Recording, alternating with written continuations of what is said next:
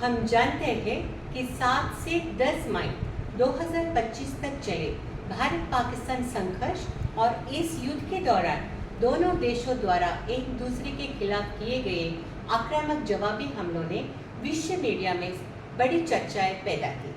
सबसे उल्लेखनीय निष्कर्ष ये था कि इसमें भारतीय वायु रक्षा प्रणालियों की उत्कृष्टता की प्रशंसा की गई, जिसने पाकिस्तान के शक्तिशाली हवाई हमलों को पूरी तरह से निष्प्रभावी कर दिया। ये नया वीडियो राजेंद्र वायु रक्षा रडार के बारे में है, जिसने पूरे संघर्ष के दौरान भारत की वायु रक्षा के लिए निगरानी किया। साथ ही इस रडार के बारे में अन्य बातें भी जानेंगे।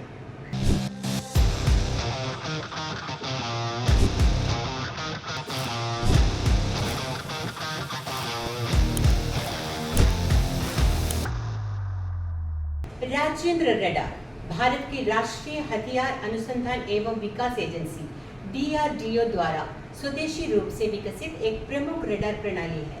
ये रडार, जो multi function electronic scan faced अरे तकनीक पर संचालित होता है, आकाश वायु रक्षा मिसाइल प्रणाली के प्राथमिक ट्रैकिंग रडार के रूप में कार्य करता है।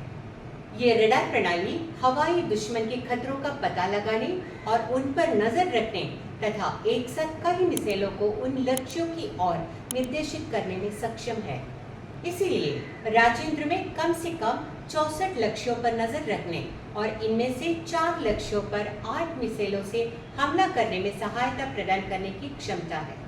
इसके अलावा टर्न शैली में लगा ये रडार 4 किलोमीटर से 150 किलोमीटर की दूरी पर आसपास के हवाई क्षेत्र को वर्टिकल और हॉरिजॉन्टल रूप से स्कैन कर सकता है। DRDO ने राजेंद्र में वेवफॉर्म एजिलिटी को भी एकीकृत किया है, जो विभिन्न प्रकार के इलेक्ट्रॉनिक जैमिंग का मुकाबला करने में मदद करता है।